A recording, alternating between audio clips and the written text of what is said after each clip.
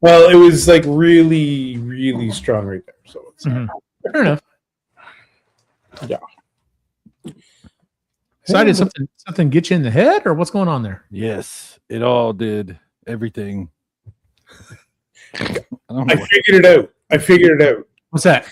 I think it's just somebody told you something, and you're like, "Fuck." Over and over and over again. Yes. I think I was just scratching my head for some reason because I was watching a video that I was like, what the hell are they talking about? Or something. I don't know what happened. Interesting. Oh, see, like earlier, I know, right? Snow, You've got Jon Snow next to you. You can't see him, but he's here. Where is he? There he is. Yeah. Hello, Jonathan. Hi, John. He's not looking at you. No, of course not. He knows nothing. Yes. That's what they say. Yeah. So this is a 5-week pay period for me, which means it definitely puts a lot more strain on the old bills. But one of the next things I think I'm purchasing is a second webcam because we're going to be talking tonight about video gaming, and I have had a cat either here. The worst one is when he wants to sit there in front of the screen, and I'm just like, I'm trying to kill. Can you move? But yes, I'm thinking when I do start streaming again, I may have a camera sitting right here, just pointing down, and so you'll have me trying to survive playing video games, talking about video games, and a sleeping cat, and I think that would be perfect. So, I will warn you about something. If you decide to have more than one webcam at a time, be aware that you might have problems because of the power draw on the USB controller. So it might be a good idea to make sure you plug them into a powered USB hub that has its own power source. So you're not drawing. Yeah, just from personal experience. I'm just saying. Okay, I will definitely look into that. I'll look into a powered, because I used to have an old powered USB hub that I used to use for lights and stuff, but like, it's like USB 2.0, maybe 1, who knows? It was that old, so I definitely need to find a 3. So. Yeah, that's not gonna help. No, that's what it looked like. Which webcam are you going to buy? Nobody talks about webcams, and we all use them. PJ, that is a damn good question. And before we start the show, let me pull this up real quick. Because why not? This is just, I'll be honest, guys. There wasn't a lot of prep work done on this show. I was like, we need a topic that we can just walk into and just talk. Like, I did a little bit of research this morning just so I could like, okay, what crap has happened? But other than that, no research. So let's see here. Because of course I saved it to one of the other things I need to buy, and this is on topic for tonight. I'll show you this here in just a second. Let's see here. How do I share the screen again? Let's see. Image, share screen. There we go. Window. There we are. All right. And this is the one I'm kind of looking at. 4K, 1080, but I'm looking at mainly 1080p because I'm streaming 1080p, so I'm not really worried about the 4K. But 1080p, 60 frames per second. I thought, it's got decent reviews on it. And I thought that would probably be the one I would go with. Also, it does have like the typical screw mount on the bottom so that I can put it on a stand or something like that. Because the one I'm running right now is the one that everyone runs. Let me guess, Logitech. Yeah, there's no way I can show. I'd have to find the picture of it. C920. That's probably it. It's the C920. Like what I'm using right now. Those are like what, $20 now on Amazon? Like, they're so ridiculous. I've been using that webcam off and on for the past 10 years. Like that same webcam, the C920. They're like the industry standard. They are rock solid cameras, man.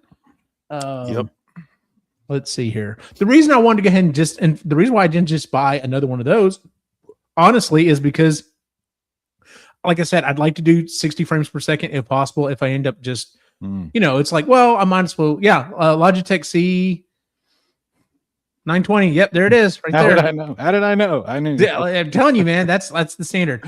So the other thing that I was going to be looking at buying was that I'm going to have to buy here pretty quick. Like I said, this goes along with tonight's show.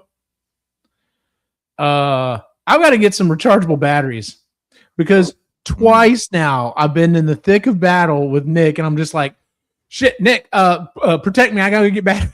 Yep. The battery's not on the controller. So New T-shirt. Shit, Nick. yeah. Nick.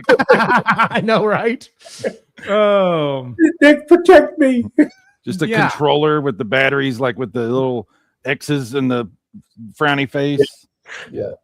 So, but yeah, that's something else I've got to purchase. So, but yeah, that's one thing about doing, because like I said, when I've been playing, once I said when we get to this part of the show, when I've been playing Helldivers, I usually have a cat laying in here next to me. And I'm just like, see, this would be great if I could just get you to come in here and do this while I'm doing a show or a stream or something, because then it would be great. The other thing that unfortunately I'm gonna have to buy though is she's gotten to where she wants to lay over here, which is fine, but some of the other cats want to lay here, and no one seems to understand that keyboards are not for stepping on. So that's problematic when you're trying to play games. Yeah. So yes, it is. Yeah. Yes, you. Trichome says that's a good looking tortoise cat you got there. Yeah, thank you. She's a sweetie. So all righty. Let's see here. Let me remove this.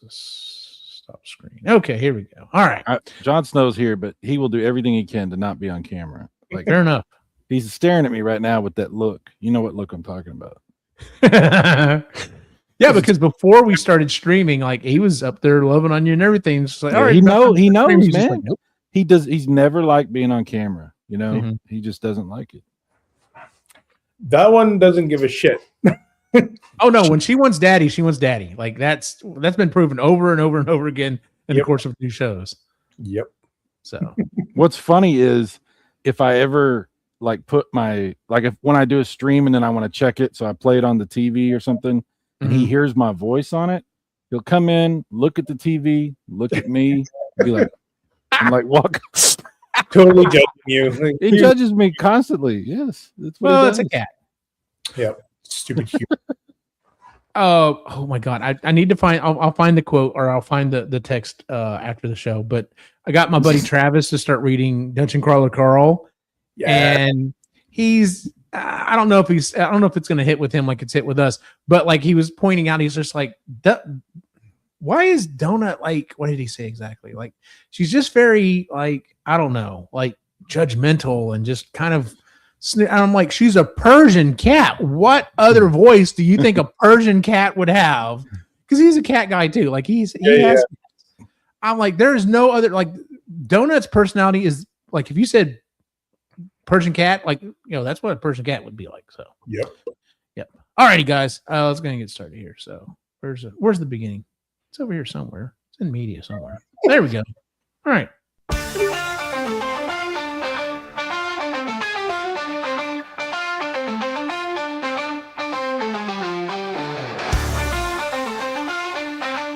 This is the Epically Geeky Show, a place for all things geeky.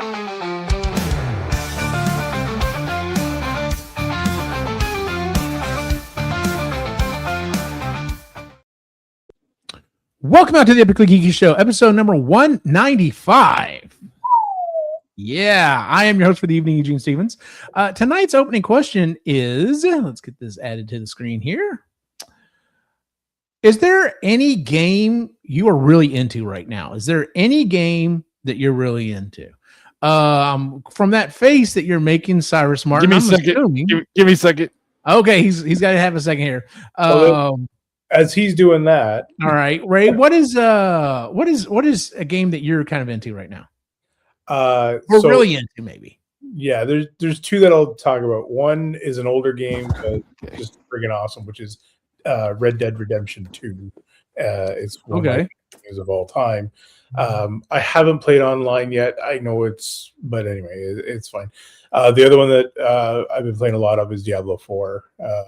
The expansion just came out. I've been playing that one. I got through the new storyline, and I like what they've done with the revamp on certain things. So we'll see where it kind of goes from here. But yeah, it's Diablo 4. Yep. Nice.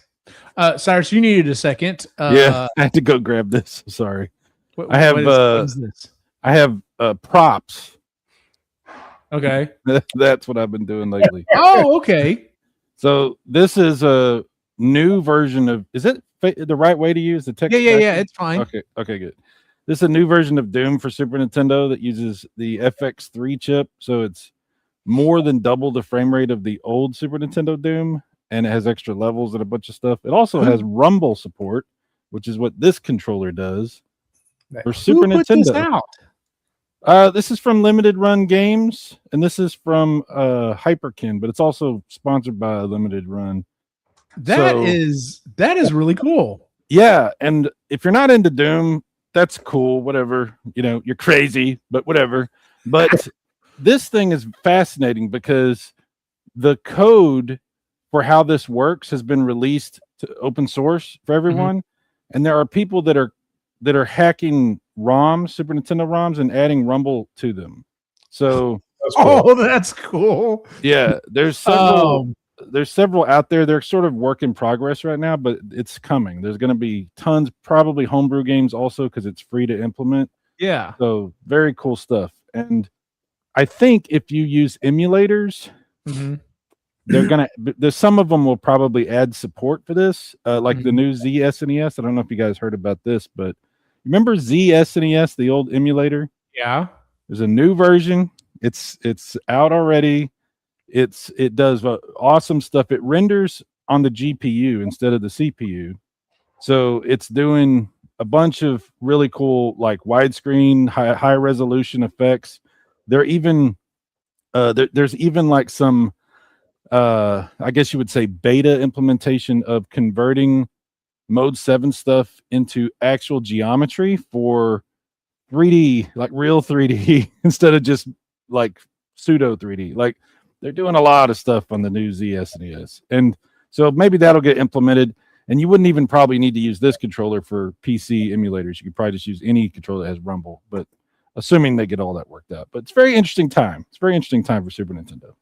That is interesting. Like, I was like, the first thing when you said that if they were implementing hacking ROMs and putting it to other ROMs, I'm like, dude, Contra 3 would be badass with Rumble. Yeah. I know for a fact there's already beta versions of Super Mario World, Mario Kart. Mario Kart would be fun. Yeah. There's I don't know all of them, but I know there's like several that are out there already. So they're working on that. So Star Fox, there's one for Star Fox. Oh, that would be great. Yeah. Game on Tremors, that'd be interesting.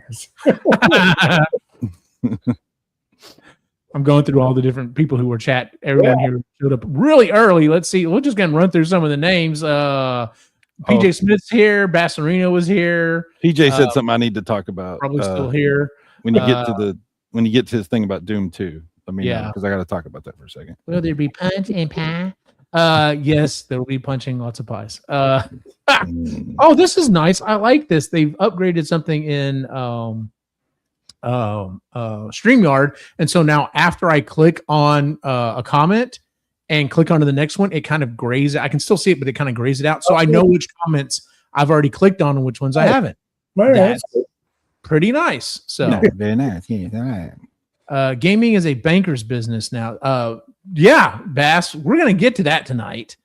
PJ, which web? Oh, we were talking about webcams. Mike Wolf is here. Mike Wolf. There you go. PJ was saying mine's Depth Tech. Depeche Mode makes a camera? I know, right? That's I was like, I read that wrong too. Real gamers use wires. Ooh, called out. I'm about a Torty Cat on here. Trichrome. Yeah, I said Trichrome earlier on another stream, by the way. Nice. And he said he needs to start. He's still on Beware of Chicken Volume 2. Dude, I get it. Like, 8th book of Dungeon Crawler Crawl comes out Tuesday. Like, ooh. I'm ready. I've already run through the whole series. I'm trying to finish up another book, hopefully between tomorrow and Monday, so I can start fresh, be good to go. Been playing Dark Forces, but just bought the Castlevania Anniversary Collection and McPixel 3. Okay. Heard Doom 2 is coming out. I need to talk about you should send your pre-order money to Cy right now for it. Okay. So what he's referring to is one of the devs behind this game responded to my video about it.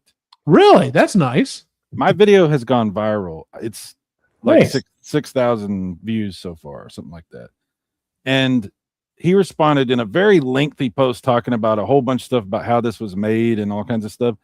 And in the course of that reply, they mentioned that they're not announcing anything, but they're possibly going to do Doom 2 on Super Nintendo. So we'll see what happens. Oh, cool. That would be cool. Yeah, that would be very cool. My answer to the opening question, because we've got Cyrus's answer and we got Ray's answer, is I don't know what took me so long. Like I built a decent PC for myself. Alex has already had decent PC for a while, and one for Nick. And originally this was so that we could all get together. I just realized something. So we could all get together and have our own PC so we could play Left 4 Dead 2. And as I'm saying this, I still have not done that with my boys. Like we've played where Nick's in here with me. Like I used a hack to let us play 2-player and online with Alex, or not really online, but co-op with Alex. But we have not fired up Left 4 Dead to play yet. We've been busy. It's been a whole thing. We've got 3 weeks of school left and we are all done. I'm fried. My wife's fried. The boys are fried. We're all just like, we just need the semester to be done with. You need to have the judgmental Jon Snow stare for that. Fair enough. I keep it available at all times. As well you should. So I don't know, I guess a couple weeks ago, 2 or 3 weeks ago, Nick, I think it was Nick, was like, "Hey, Dad, do you want to give Helldivers a try? Like I know you bought it. You said you thought it looked interesting. Do you want to give Helldivers a try?" And I'm like, "All right, yeah, cool, fine." I don't know. I guess I had something built up in my head. I was thinking, I don't know, whatever. Anyway, so sit down, start playing Helldivers, and that's what I do now. I go to work, I come home, we cook dinner and eat dinner, and Christy goes and watches TV and reads a book because she just needs to disassociate. And I'm jumping online and I'm playing Helldivers with Nicholas to the point that I'm getting up in the morning and getting all my stuff done. And I was like, if I hurry just a little bit, I've got about a 20-minute span that I can run through a mission or two just to do a little farming. I hit level 22 today. So Nick's at level 32, I think. Yeah. He's actually past Alex, who played. Here's the funny part. So Alex played it when it first came out. Didn't have a very good PC at that time. And he's moved on to other games or whatever. But he did jump on at least once or twice and was playing with us. And he's just like, I don't know how Nick is already so high on this level. Back in my day, it took a lot harder to level up. It took a lot harder to do all the. We didn't have tanks. We didn't have mechs and all. And I'm just like, all right, Grandpa. So, it took a lot harder. Like, what is he? 80 years old? It took a lot harder. I tell you, harder to gain levels in my day. It was a lot harder. We had to gain levels going uphill both ways. Tell you, in my day, we already dove to hell. It wasn't Helldiver. We was in hell. We were born in hell. So, why can't Cy's cat be like Ray's cat? Because he's his own cat born. Have you seen Jon Snow? He's not. No, don't ask these questions. Yes. No. I just had a weird thought. So if I do, like we were talking about before the show, if I do get 2 cameras, and I do have a cat in here while I'm doing these type of shows, I wasn't planning on this. I was mainly planning for streaming. I guess I would need to start going through OBS so I can split my screen and have me on part of the screen and the cat on the other part. I don't know. I would love to have a cat cam, but Jon Snow won't cooperate with that. Fair enough, dude. Yeah. So, which was the style at the time? Absolutely correct. We're back in 19 Dickety too. Yeah, yes, I say a lot of things. Try. So tonight's episode, like I said, I was like, we gotta throw together a topic, and so we're gonna talk about the current state of video games because Cy and I do EG Live about every 2 weeks, and there's a lot of games.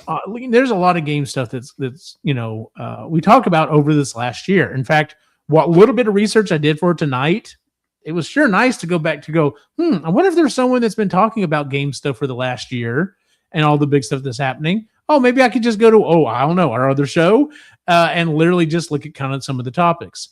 So we're going to talk about the state of video gaming tonight. And please, everyone in the chat, jump in whenever you want. As we said in the chat earlier, the state of video gaming is Florida.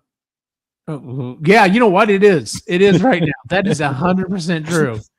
But yeah, I wonder the only way I was going to frame this to kind of do anything, not because I'm definitely not trying to keep this on rails or anything, is I just wanted to break it down into 3 sections: console gaming, PC gaming, and retro gaming. Because I honestly think those are the 3 big sections you could kind of base this stuff into. Should we start with console gaming, gentlemen? Okay. All right. Some things I just wanted to point out. Like I said, what little bit of research I've done. No, I've changed my mind. No, I'm just kidding. All right. About Christmas time, we did a story. Console game sales have been down across the board. Mm-hmm. Now, yes, some consoles are suffering more than others, but it's been across the board. Let's see here. GameStop has announced that they are closing 400 plus stores this year. Now, in that story, we talked about the fact that a lot of these are kind of like closing some of the, I guess you'd almost call duplicate stores, because quite literally here in Killeen, Texas, where I live, there were 3 GameStops for the entire city of Killeen. There were only 3 GameStops, and they were all within a mile of each other, and 2 of them were literally across the street from each other. And I'm like, this makes no sense. Who the hell decided on this?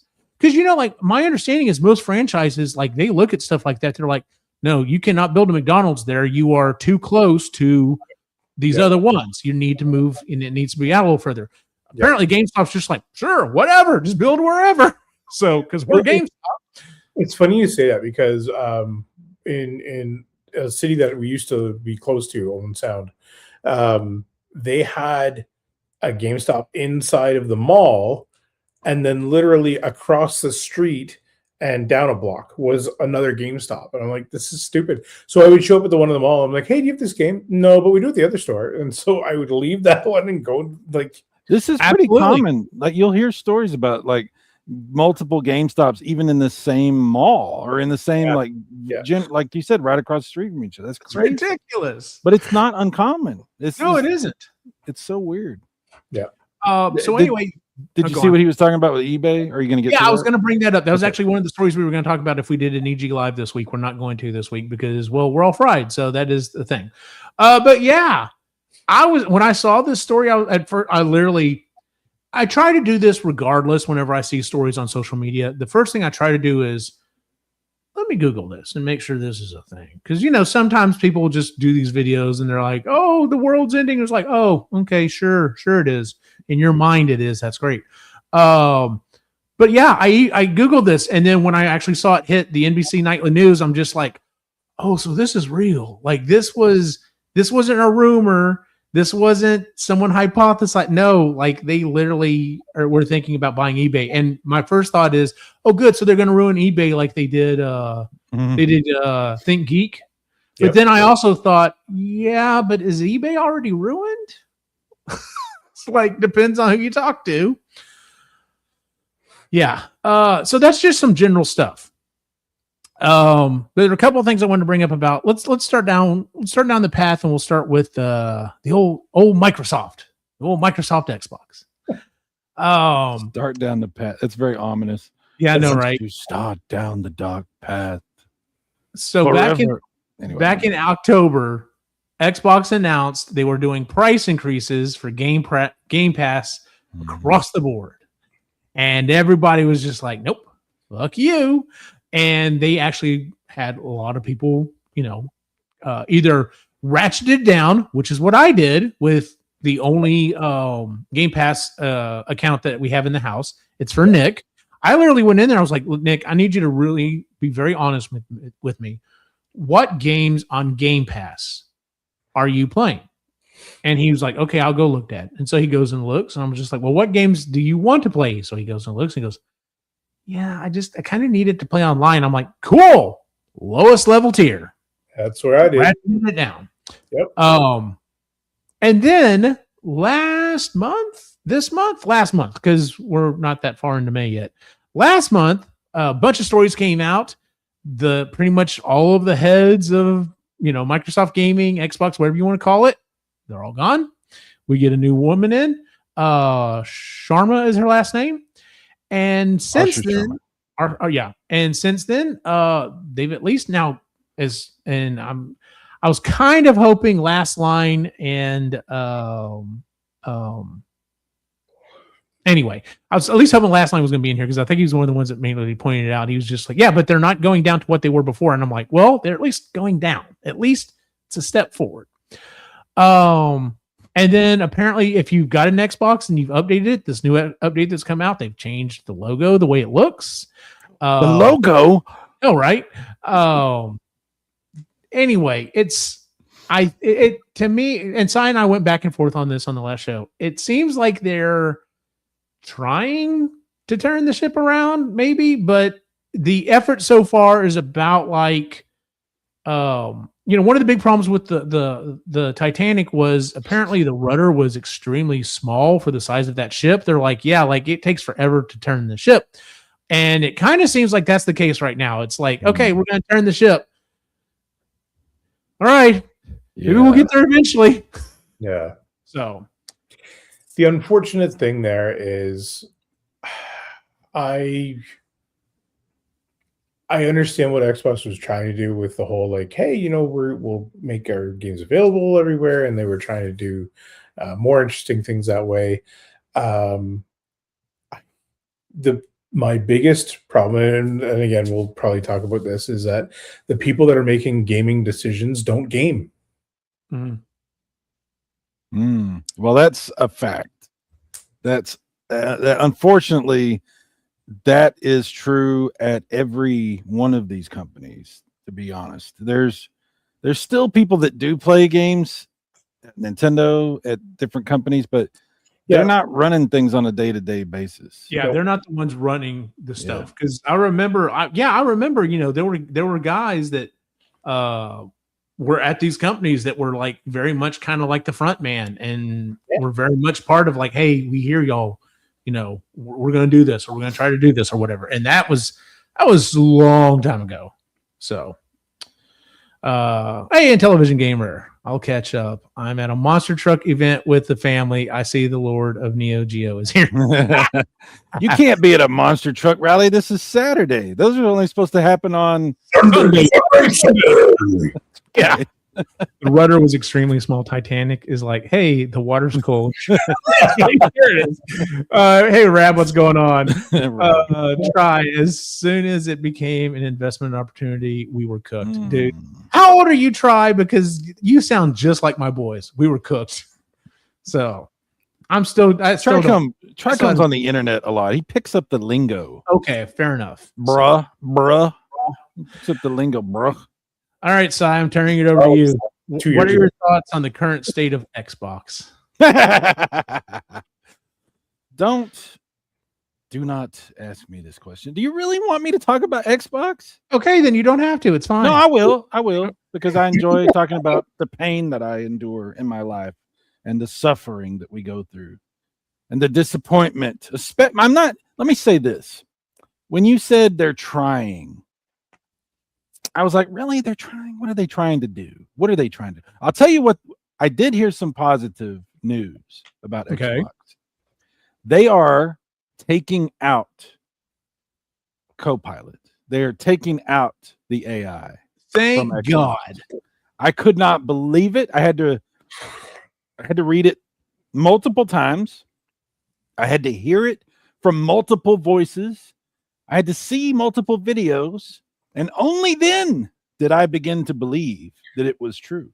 Ray had something to say. Did you ask Copilot if they were removing it? Because That might have been the answer there. Damn it! I've been tricked. No.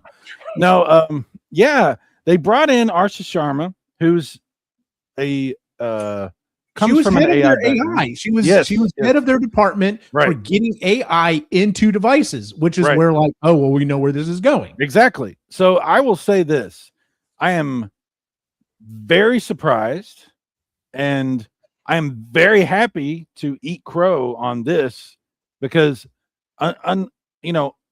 contrary to what some people might believe, I want Xbox to do well. I hope they can figure out a way to turn things around. I want to have a successful third option in the console space, especially with all the prices and everything out of control like it is. We need more competition. Absolutely. And the other positive thing that I heard, they're getting rid of the AI, and they're going to be focusing on exclusivity. They're going to have exclusive games. Again, that's going to be one of their focuses. Yes. And I was like, this is good. Okay. If you actually do it. And I'm optimistic that such a thing could be possible, could happen. But I need to see evidence. I need to see, like, it's great. You're telling me a good story, Xbox. I like the story of what you're saying. You got a new fancy logo I couldn't give a shit about. I don't care about your logo. The fact that you made a big deal about it is kind of taking me back a little because I'm like, really? You're making such a big deal out of this? This is what you think is good for, like, nobody? Who gives a fuck about your logo? I didn't even know that they changed their logo. Okay, well, good, because they've been selling it like this is some major thing they did. Like, look, we need credit for this. Look what we did. We did something. Like, no, you didn't. Shut up. You're actually hurting your case by making a big deal of that. But what they need to be making a big deal out of, they're not making as big a deal out of, which is this removal of AI and the focus towards exclusivity. That's your focus, people. Yeah. That's your focus. And also remind people you reduced the price back down a little bit for Game Pass. Mm-hmm. You also took out the Call of Duty. But you did reduce the price of Game Pass, even though you took out Call of Duty. But there's good things to be talked about. What I don't like that upsets me is not the Xbox people. It's once again the Xbox fanatics, the channels that are just chomping at the bit to tell you how amazing Xbox is all of a sudden, all over again, like nothing ever happened. These people with their channels make me sick. Every time I see one of their channels and they're like, they talk about like any little thing like this, it's like everything's you won't believe the massive revolution that's coming to Xbox. Everything's been turned, the ship is turned around, everyone's excited, we're so happy. And I'm like, what are you fucking people talking about? Like, these are the same people that caused this entire situation with their refusal to hold Xbox's feet to the fire for so many years. These are the same people once again whistling past the graveyard, acting like, like in some kind of delusional state that they're trying to sell to everybody about what's going on with Xbox. Guys, if you're a fan of Xbox, get your head on fucking straight. All right, I'm sorry. No, so I need to jump in here because you may not get this reference because it's definitely a Canadian thing, especially in Toronto area. So you sound like a Leafs fan. The Leafs missed the playoffs this year. They have been playing absolute shit. A lot of decision makers have been let go, and now we've got new decision makers, and some of the new people are, oh, they're going to be amazing next year. We're going to make the playoffs. We're going to win the Stanley Cup. I'm like, we didn't even make the playoffs this year. Can we just fucking play this year? Do you know why this is? Do you know why this is? I'm a Dallas Cowboys fan. I am the equivalent of what you just said. I am that guy. Yes. Yeah. Rab was saying, don't read too much into the department she headed. At that level, they move around a lot. I hope they read the room and are serious about exclusives and no AI. So far, they're saying some of the right things, but I'll wait to be swayed. maybe in 2020.9. That is actually a really good point, Rab. It could be the fact that like she's just like, yes, I will definitely take an executive position. What's it over? Cool. I will learn it and I will do that and we'll be good at it. And it's like, all right, we're going to move you over to this thing. Cool. Then I will learn it and I will run it as best I can. She may be one of those people that's like, she didn't care about AI. It's just, this is my job. So I'm going to maybe. Look, I'm totally happy to be wrong about everything that I've said about Xbox. I hope. And so far I have been wrong about the AI thing, but I'm ready. Oh my God. Try. Nice one. And you got a heart. I'll say this, my last little piece about this as well is, specifically that they chose her to lead this department right now in change, right? They're trying to do a massive change. There has been study after study after study that companies that choose a woman to lead during a change do better during that change than if it were a typical CEO, general, asshole. So I wish her all the best. I hope that she does well. Let's just say, aside of whatever, let's just say I'm willing to be. I'm hopeful. I think we're all trying to be hopeful, and I'm willing to be. I hope I'm wrong. And wouldn't it be cool? Wouldn't it? I don't want to. I don't want to be like toxically positive here. But wouldn't it be cool if things turned around for Xbox? Yeah. And somebody like her who doesn't even play video games until recently, maybe that's what it takes. Nicholas Meyer saved Star Trek, right? I mean, maybe we need somebody who doesn't know shit about it to come in and make it better. Like, I don't know. I'm willing to entertain that possibility. I'm really hopeful for it. And I've played Xbox for a long time now, and you nailed it earlier. We need the diversity of the different gaming consoles, because if it's only one console, we're fucked. Spirit Airlines. Oh, that's the only two words I got to say, because everyone else has already been like, yeah, let's bump our prices up a little bit. Yeah, let's go and start charging for this. Maybe we don't add this anymore. Like, I think it's United. They're just like, yeah, so from now on, all small flights in the U.S., nothing. You don't get water. You don't get a drink. You don't get nothing. And that was like immediately after Spirit went down. Yeah. I know some of the other prices have already started creeping up for places. Yeah, let's lay it the way it is. If Microsoft suddenly decided, yeah, this is not profitable and pulled out, what would stop Sony from just jacking the prices up? Oh, wait a minute. They already have. They already are. It's out of control. Everything that's happening is out. I'm not happy. I mean, I have a PS5 Pro. Did I ever mention that? Have I ever told you? No, I don't think you have. Yeah, I have a PS5 Pro. I need a shirt with your face on this. Says PS5 Pro. You have real quick, Rab mentioned that get in line. He's been a New York Jets fan. He has DSM-5 levels of delusion. So fair enough, dude. Who did Spirit want to merge with? Actually, there's two different companies. From the news stories that I heard, they were looking at merging with. It was two different companies. Crap, who was it? Frontier was one of them, and I'm trying to remember what the other one was. Well, they asked to merge with the bigger company because they're like, we'll make more money on this, and they're just like, yeah, that seems like that's paring down too much. And a lot of people are looking back and they're like, if they had decided they wanted to merge with, I think it was Frontier, which is also a small company, they're like, yeah, we probably would have let that happen because it's two small companies getting together and not a larger company gobbling up a smaller company. Didn't their merger get blocked at one point? That's what I'm saying. A couple of years ago, their merger got blocked, and it was because the way that they looked at it was a larger company swallowing up a small one. But had they gone the other route and we're two little guys trying to fight the big guys, they probably would have been like, sure, okay, no problem. Well, whatever the case, it's not good what happened. No, it's not. 17,000 people out of work, and it's effect, like you said, it's having an effect already on the other airlines. It's crazy.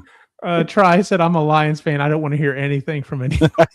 I'm sorry, dude. I'm sorry. The Lions, always a bridesmaid. Yeah, no, I just wanted to point out real quick. Sorry. Call of Duty Black Ops 7 currently has an 84 out of 100 on Metacritic. But the fan scores is like 1.7 to 2.0. Like apparently the critics are liking it, but the players are not.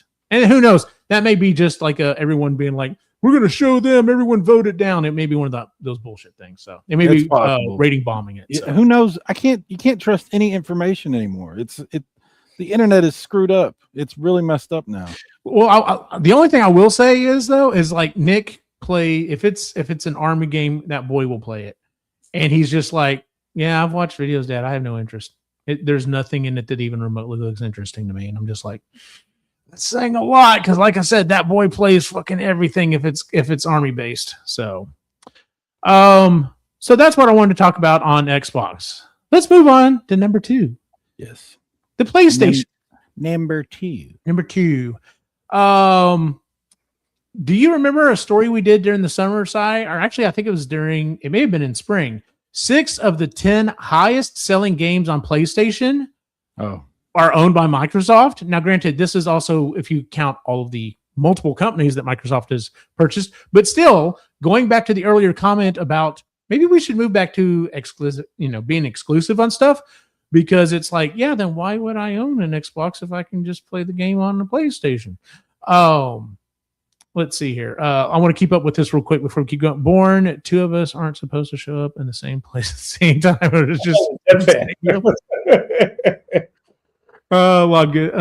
good point, Rab. Speaking of which, I was hoping for a new stadium. We got some sports talk in the video game team and the video game show. Let's see what else has PlayStation done. They raised the prices on all the consoles. Yeah. And their platform is what, like the PSN got raised. Yeah. PlayStation Plus. Yeah. And then they raised them again. Yeah. Like this has been like twice within the last year and a half. Mm-hmm. The ROMs for the PS5 got leaked. That's no bueno.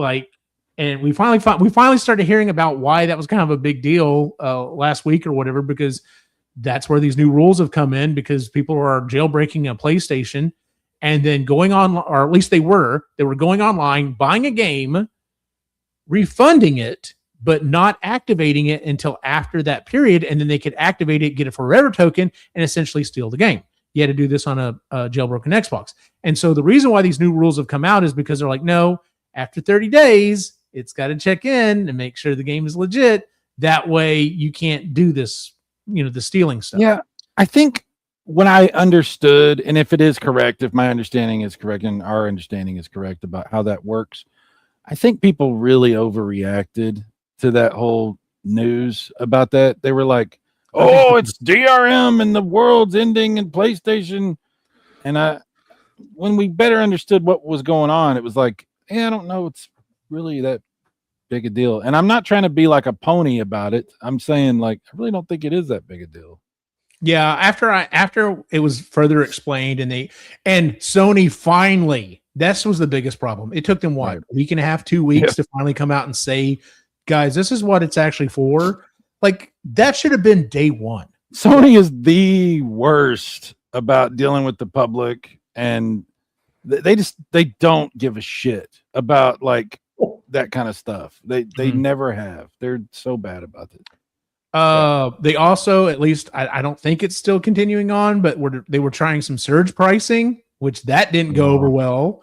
That did not hit very well in the old gaming sphere. And then the other big thing is they announced, we're not porting games to PC anymore, which is huge because I literally just announced the only game that I'm really into right now is a PlayStation game that they ported over to both PC and Xbox eventually. Now, granted, I think that's the main reason why that game is still relevant, is because there's so many people that can play it at any given time on any given console. But because I'll be honest with you, if Helldivers 2 had stayed a PlayStation exclusive, I would have just never played it, and neither would have Alex. So it just wouldn't have happened. Thoughts on the current state of what's going on with Sony? Like I have not owned a PlayStation since my PlayStation 2. And there are some games that have come out over time that I've looked at that I'm like, that looks really awesome. That looks really fun. My biggest thing is I don't care for the PlayStation controller. I prefer the layout for the Xbox. I don't like the joysticks at the bottom. That just bothers the hell out of me. And Nick has had friends over that. Okay, we got to say, has had friends over, and he's brought his PlayStation 5. And he's like, "Hey, Dad, can you help hook up?" By the way, I'm gonna have to go on a rant here in a second, guys. There's like he's brought his PlayStation over, and he's like, "Hey, Dad, can you hook it up to the TV?" And I'm like, "Sure." And I'm just like, "Okay, need to get on the Wi-Fi." And I'm just like, "I don't like how this feels. This doesn't feel right." I don't know. It's not a thing. Here's the rant I have to go on. Okay. So I've got twin 14-year-old boys.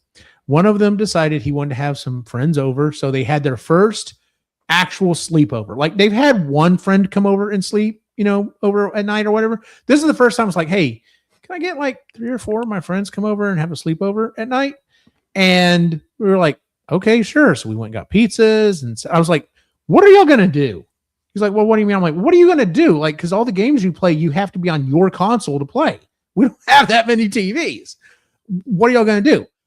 He had me hook up the Wii, not the Switch, the Wii, so they could play Wii Sports. And they had a blast doing it, right? Dude, Wii Sports is really fun. Oh, God, yeah, it is fun. Don't get me wrong. I am not crapping on Wii Sports at all. I just thought it was funny. I was like, you mean Switch, right? He's like, no, the Wii. And I'm like, okay, I can do that. I did eventually hook up the Switch as well.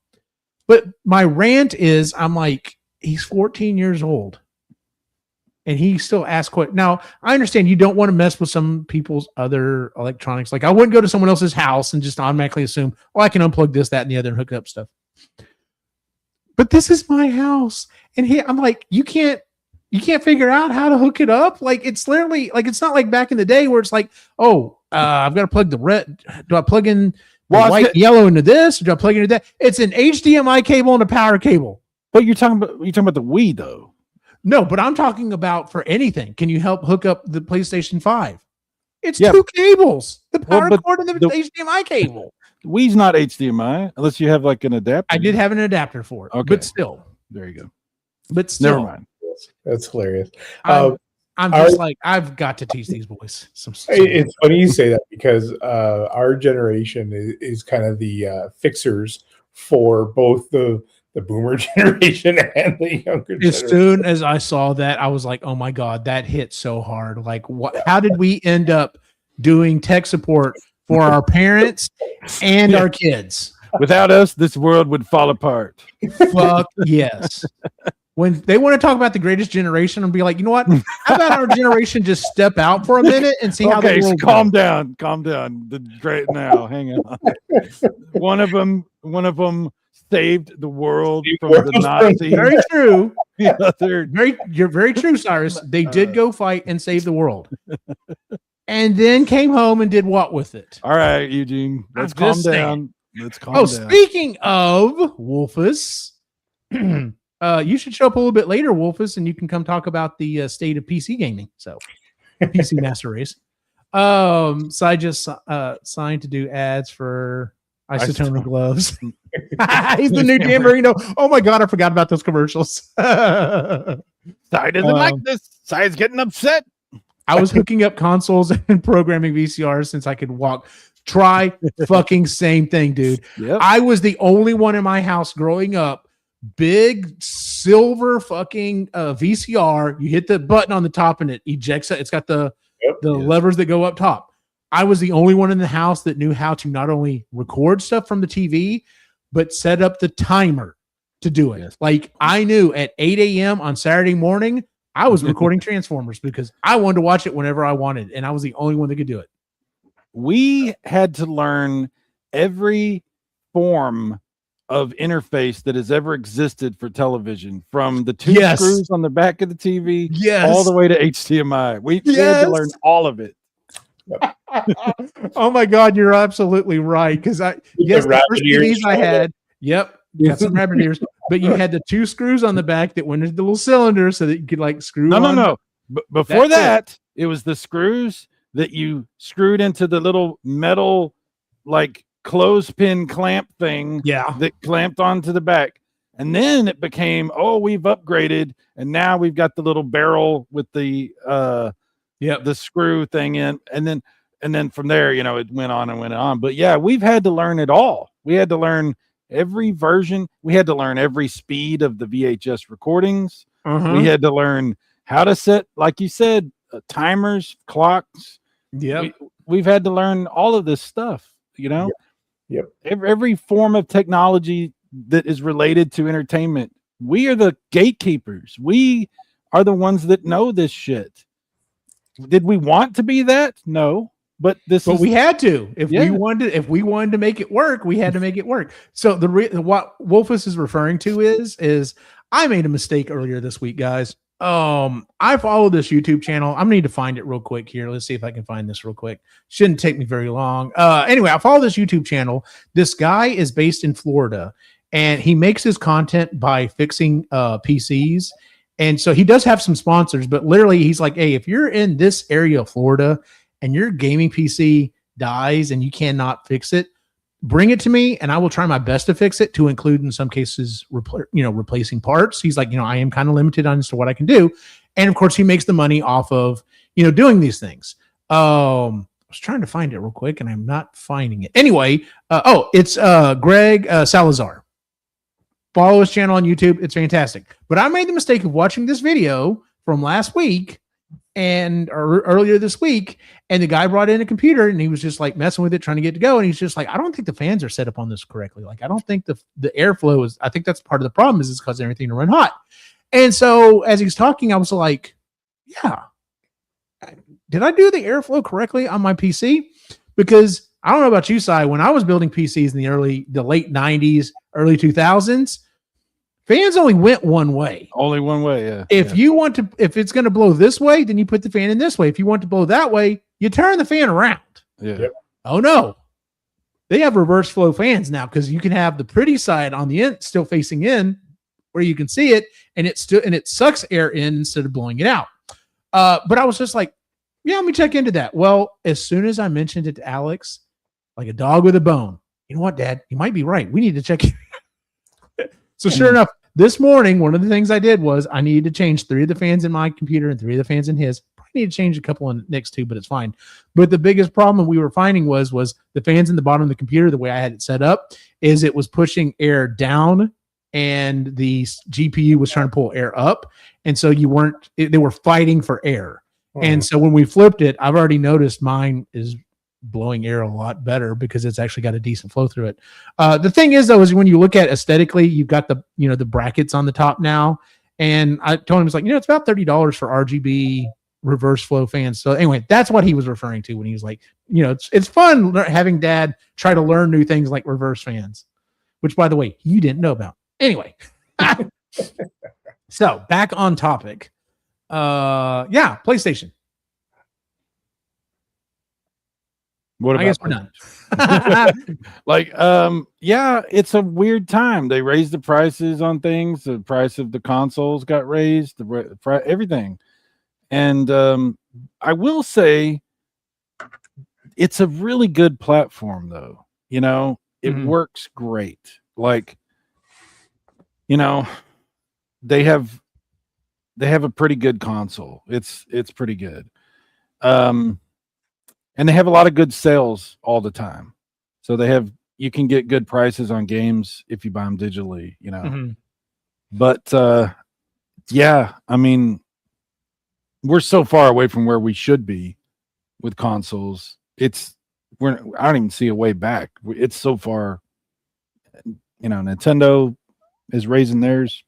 It's just crazy everywhere. So yeah. So Logan got a new Nintendo game, and I'm sure we'll be talking about Nintendo. They're next. So you know what? I'll save it for that then.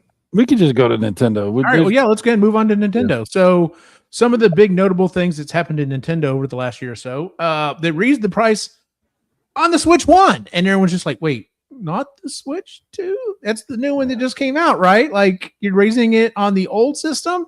It was the fastest selling console of all.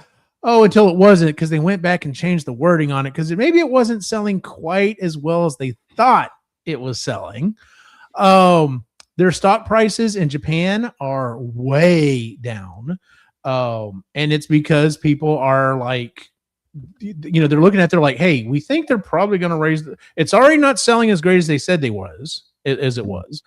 And they're probably going to raise the price on the Switch too. So that means, yeah, things aren't looking too good right now. So their stocks dropped. Oh, and what happened last week? They announced, this week. And that was last line's video that I saw this on.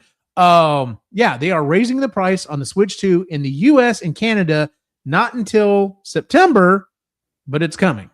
And if you're in Japan, it happens like what? Next week, next month, something like that. It's quick. If you're looking to buy a Switch 2 and you're in Japan, you better do it now. If you're looking at buying one here on this side of the pond, you better figure it out. And I mean, it's $50. It's not like they're doubling the price, but still, like, that's $50 that's still a game, or almost a game. You know what I'm saying? That's half a game.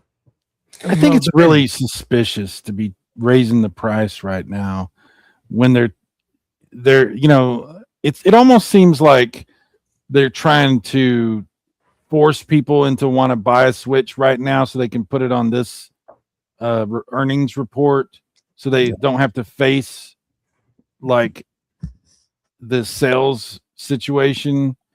Something's weird about it. And it's been a year. It's been out. Hasn't even been out a year. It's 11 months, right? Yeah, something like that. And they're announcing the price going up. It's just very strange to me. Like, I already thought the price was too high, for the Switch 2. And I don't know. I just don't have any incentive to buy a Switch 2. And I'm not going to be forced into like FOMO or whatever, feeling like I have to go get one right now because they're going to raise the price. I'm not. Well, I got step one. There were two dominoes that needed to fall. You and I've had this conversation. There were two dominoes that needed to fall, and one kind of fell, kind of halfway fell. We got this announcement for this new Star Fox, and I think it was Last Line did a video on it. He does not like the way the new characters look at all. I have to say it's not what I initially pictured, but I'm like, it's a different style, whatever. But the stuff that they've added to it and the way the game looks and the fact that it is one of my apps, you are such a pretty cat. The way that it looks, I'm just like, yeah, I really would like it if it was a new game. But on the other hand, how many times have I been the one that said, you know what I really like? I'm sorry, but that's really. She is like all about it. She's like on camera, like present. She needs her own mic, maybe a headset. Oh my god, that would be hilarious. She's locked in. She is locked in. So I'm letting her go. Oh yeah, dude. I just like, I'm like, but it looks really good. But it's still not worth buying a Switch 2 over. It's like this one game isn't worth buying a Switch 2 over. Now, if in the next month or so they go, by the way, here's F-Zero whatever, and it looks fantastic, I might have to figure out how to scramble to get the money together before September, because those are the two things I'm like, yeah, I would play the shit out of a new F-Zero and probably play the shit out of that Star Fox as well. Because I can't tell you, like, I used to just load up Star Fox and just get to the level where you're fighting the giant ship, like in Independence Day. Just those levels, getting to that part was some of my favorite video gaming on the N64 ever. God, I love those levels. I've heard, and I can't confirm this, but I have heard that this Star Fox is only the first of two, and the next one is a new Star Fox that might be coming in the near future. I mean, if they worked out the engine and everything, and it's all, then you basically are just doing level design. You remember how they did this with Metroid? They did the Prime remake, and then there was the new. I think it's the same kind of, from what I'm hearing. I don't know if it's that. Real. I mean, that would make sense. Yeah. So now it also depends on the price. How much is it going to be? $50? It's $50, which again falls into sort of the same thing as the Metroid thing. Yeah. So I don't know. It's my issue, especially right now, the up in Canada right now, the Nintendo Switch 1 is still going for over it's almost $500, which is insane. Like, I'm sorry, it's an old technology. Oh yeah. And, like, to be selling it for that is crazy. And then the games themselves, they're going for $100 up here. Like, and that's a Switch game. Like, I don't even know what the Switch 2 games are going for. And I don't want to know. And I don't care. I've lost interest in, you got to get the latest and greatest console. And it's like, you know what? No, you guys have overshot. Like, yeah. Like I said, I know you can pretty much play anything. And see, that would be the thing, though, is like, here's where I run into a problem. Here's where I run into the problem. If I decided I wanted to get a Switch 2, would I sell my Switch 1? It's not really a reason to keep the Switch 1, except for the fact that I have 3-4 good controllers for the Switch 1. Whereas I would just have the Joy-Cons for the Switch 2. Like, I'd be starting over from ground zero again, right? Like, I can't use the Switch 1 Pro controller on the Switch 2, can I? I think you can. Oh, can you? Okay, that's actually more of a selling point for me then. Because my Switch 2 controller is sitting over here, and it's fantastic. It's still in great condition. Yeah, I think you can use all the controllers. Okay, I might have to look into that. That's actually more of that's actually a bigger selling point. Because my big concern was like, all right, well, if I get a Switch 2, well, then I'm eventually going to get Mario Kart so I can play with the boys, but then I've got to have enough controllers to play it. So it's not just forking over the $450, $500 for the Switch 2. It's all the other stuff that comes with it. We all know how that is, we all know that route. Yeah. So Luke, here's the thing. If you were ever thinking to get a Switch 2, now would be the time to buy it while it's still cheaper. Absolutely, Luke. So yeah. The other thing with the Nintendo is they always play it like the beat of their own drum, right? Like they do their own thing. You remember when they released the NES Mini, right? When they released that thing and they put it out in the world, and they were like, "This is a limited run. We're gonna sell this many, and that's it." And they did. And then they did the SNES, and that was it. That's all they ever sold. But I still think they could have. If you kept going, like, I know people that were begging for those little consoles, and just because of nostalgia, and you just, they make some odd choices over Nintendo. Luke, you've got a really good point, because you know what I still wish I had to this day? I still wish I had my GameCube. I've got all my GameCube games. I still have 2 Wavebirds that work great. But I still wish I had that console, even though there's no I can play every freaking game on it on my Wii back there. Like, there's no reason to have one except for I just liked that form factor. I just like that low console. And and it's one of the times that I've sold a console. I'm like, man, I should not have sold that console. And I think I might be the same way with the Switch 1. So I wouldn't even put the money towards the Switch 2. Switch 2 is the Wii U all over again for me. I just don't think I need it. I'd take one, but don't plan to buy it at this point. Yeah, try. I get it. Yeah, like if someone offered it to me, I'd be like, hell yeah, I'll take it. But I don't know if I want to go spend the money on it right now. So I have the OLED. And see, I know the screen looks gorgeous. I don't need a Switch 2. All the stuff that I would want to do on a Switch 2, I can do on this, because I haven't seen any Switch 2 games that I'm like, I think I need that game. The Star Fox, maybe, but not really. If they bring out a revision of the Switch 2 that has an OLED or has some improvement or something, then I might be more interested. But, they've kind of raising this price in September.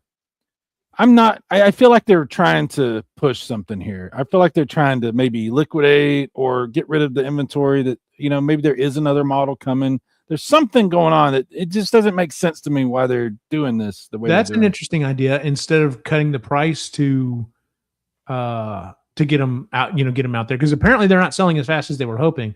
So maybe that's not a bad theory there. Sorry. Instead of being like, I'm going to cut the price to get them out the door, hey, we're going to raise the price if you don't go ahead and buy one. So I don't know anything. I'm talking out my ass, but it does seem like maybe something like that could be going on. So I don't know.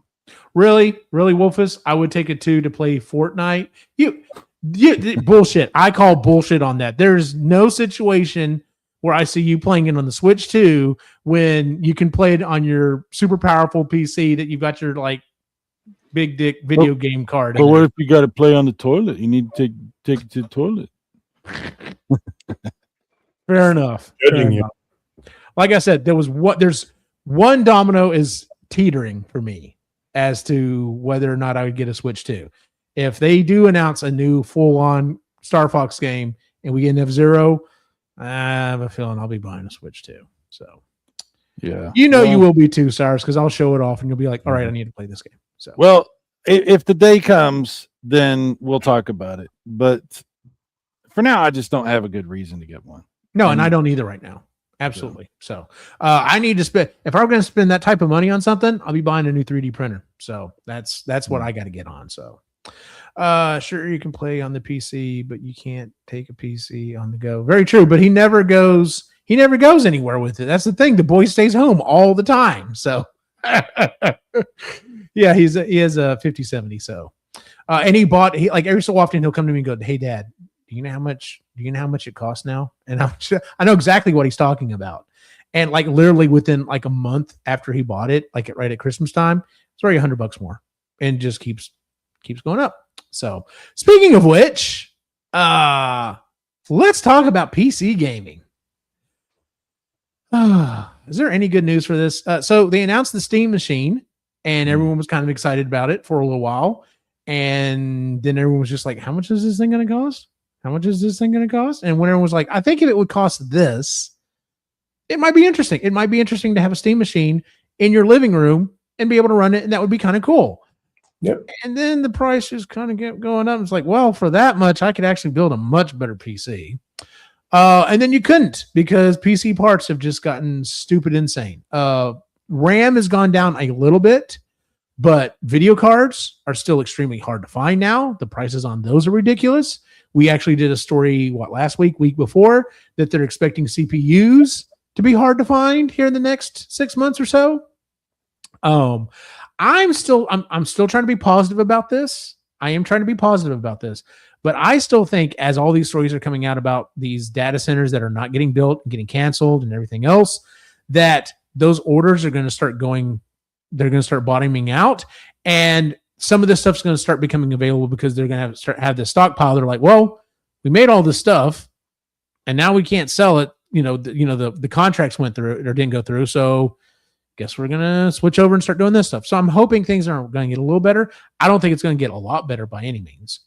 And then the other thing that I wanted to bring up was DLSS 5 and the nightmare that was because NVIDIA walked out like, we have the best thing ever. Everyone's going to love this. It's the best thing since sliced bread when it comes to video gaming and graphics and stuff. And the internet collectively looked at it and went, nope. Just nope. I don't like that. It doesn't look good. No, I did not see a single video where someone was just like, that's not the same game. Like that just doesn't look right. Like, what the hell is that? It's not as much as we've been down on console gaming. It may be worse right now to be a PC gamer, to be honest with you. That is, if you've already got your PC built, it's fine. You're good to go because you can still buy dirt cheap, awesome games on Steam. They're still updating, games that are coming out and everything. But yeah, if you're trying to get into PC gaming right now, or you are planning your next big upgrade right now, yeah, that's going to hurt. Especially if you're trying to do a really decent upgrade, that's going to hurt.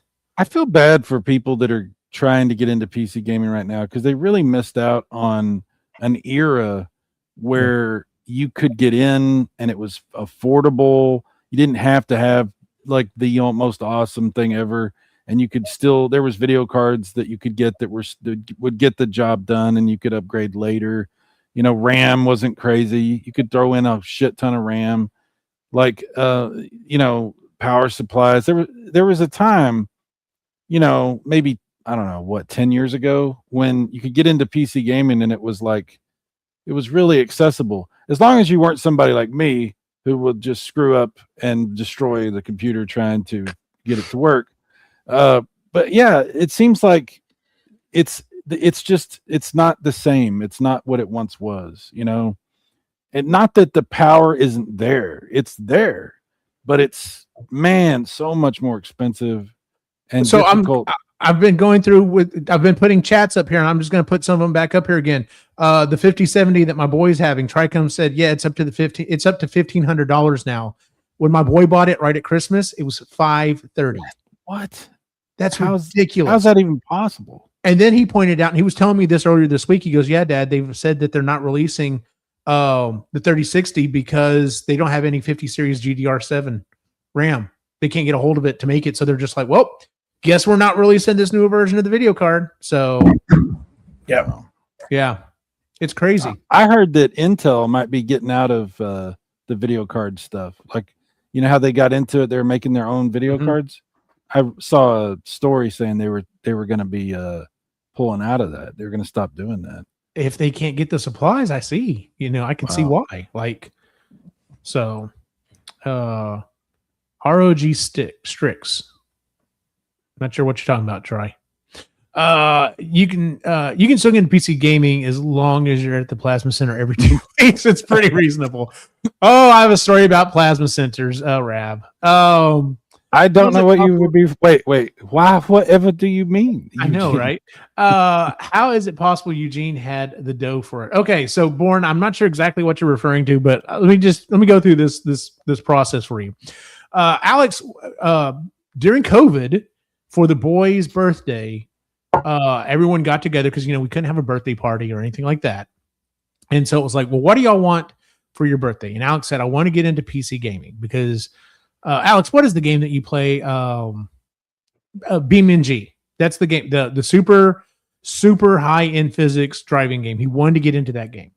And so we cobbled together this very basic PC for him that could play games. And then he started really getting into PC gaming. And so he started saving his money and he started buying additional pieces that would go into it and everything. And over time, as he was like growing out of some of these parts, I was like, tell you what, I will pay you for those parts so that I could build another I could basically keep him back and build a PC. And he just kept going. He saved his money. He's very good about saving money when he's like super focused in on something. And I just kept buying parts from him. I got them for cheaper and he was able to get that money to put towards his new parts. And then my brother-in-law had basically a gaming PC, almost all the parts for a gaming PC, and threw it together and was like, hey, I don't need this anymore. Do you want it? Do you think Alex would want the parts? I'm just like, Alex is already pretty much at that level, but we will gladly take it. And then I saved my pennies and put in some more stuff. And like I said, I was able to build. Now, our systems are not all on the same level. Like, we're not all running 5070s. Like, I'm running a 40 something? I don't remember. Anyway, that's how far removed I am from PC gaming. Like, I used to know every single part of the game, the system, and could rattle off all. Now I'm just like, nope, it runs. That's all I care about. As long as it's running the way it's supposed to run, that's all I care about. But he's taken over that type of thing. So yeah, we're not all running 4060s yet. Yeah, I'm running 4060, so is Nick. But yeah, and it's a good card. Like, I'm running, now granted I'm only running at 1080p, but I'm running Helldivers at 1080p completely maxed out, and it looks fantastic. So, but you can play if you follow ETA Prime, he's done a huge series. In fact, since they announced the Steam Machine, like, the man went on this spree of every week. He's like, well, I built a Steam killer. I built another Steam killer. I built this other Steam killer. And it's all these small, compact systems that have, a fairly decent video card in it that would be somewhat what they've said the Steam Machine is going to be. And it's nowhere near that price. So you can get into PC gaming, and, it's just one of those things. It's like, but if you want to run everything at max settings, that's where it's going to get you. You know what I'm saying? Unlike going back to the consoles, and that's one of the things the consoles have always had over PC gaming is it's like, no matter what Xbox you get, well, within the same series, or with, in PlayStation, same thing. if you have a PlayStation 5 Pro, the games look and sound and play just the same on every single one of the pros out there. You know what I'm saying? I don't know if you know this, but I don't know if you know this, Eugene, but I have a PS5 Pro. No, I didn't know that. Brand information. Yeah, I have the non-TI 5070, the crap ton of overclocking and tweaks. Yeah, like this boy, he's gotten into. I used to be that guy. Don't get me wrong. I used to be that guy back in the day. I had the CPU, the GPU, and the RAM. But to be fair, the reason we had to be like that back in the day was because you were like trying to squeeze every last little bit of juice you could out of that thing just to get it close to 60 or 30 or whatever. Like, yeah, that's true too. Yeah, he runs games that are like freaking like he'll come in and he goes, yeah, I overclocked a little bit more. It seems like it's pretty stable. Instead of getting 150 frames per second, now I'm getting 175. Like I've got a 3060 OC on my gaming PC, which I don't even really game on, but I have it on there. It's more than capable. I don't even know why you need better than that, Eugene. Like these kids today, they don't know. Like we played Nintendo 64 at 15 frames per second, damn it. And we liked it. We were amazed. Oh, yes. Yeah. Oh man. So this is where I could see we go back to our generation was able to figure out how to make things and build the CPUs and all that stuff, or computers and all that stuff. I'm wondering if we're going to see a renaissance of indie makers, of indie builders of different systems and different games. And like you see it on Steam where you've got the independent people putting stuff out. But I'm really curious as like eventually I'd be curious if we can get something where people are just building their own shit and saying fuck you to consoles, gaming, like you name it, and just saying fuck you to all of it. You know what? You are very good. I had the term just a second there. I got sidetracked when I read, Alex put up there, Dad, I play Fortnite at 500 to 600 frames per second. Not even 100. I was way low with 150 fucking frames per second. Like the human brain cannot understand what is your monitor doing? Like how many frames does your monitor do? I don't think it does 600 frames. I'm sure it's just the number that's up there that he's enjoying. So, the way that transitioner, you are a very good transitioner, Ray, because the last thing I wanted to talk about is retro gaming. And the reason why specifically that, and I didn't even have it listed on here. I need to find I've heard of retro gaming. I know, right? Well, what is this that you speak of, sir? I've heard of this. It's funny. I'm glad we're going to this because your buddy, like we did interview him on Creatively Geeky, where he's building games for NES, right? And he's making them, and you can have the cartridge of that game, and it runs, and that's amazing. Well, I now have my an original NES back, and I lent it to a buddy of mine. I have it back in my house. I'm like, you know what? This is I would do. I want to hook that thing back up and have some fun, play Legends of Zelda again, and get back into that. And that's what gaming is about having fun and having a good time. And I feel like the decision makers are forgetting that part of it. The reason I wanted to bring that up is because Macho Nacho actually just released a video earlier this week talking about a new FPGA contender. It's a open source, like you buy the board. Now you can have all the things put on there, but if you want to, you can literally get the stuff and literally solder on all the pieces and make this basically portable emulation system that will play. That's amazing. I'm sorry, not emulation. I'm sorry. You're right. But it will play all of these different things, and it is open source. And he's like, that's one of the best things about this is that anyone can go onto it and start making stuff with it and doing their own version of it and everything. So like you were saying, there's already a group of people who are doing this. They're just like, we're gonna. I want my portable system to be able to play, the original Game Boy cartridges and Game Boy Advance cartridges, but I also wanted to do this, and this other one doesn't do that, and so I'm just going to design my own and put it out there, and everyone's just like, yeah, that's great. Let's have more of these out there. Yep.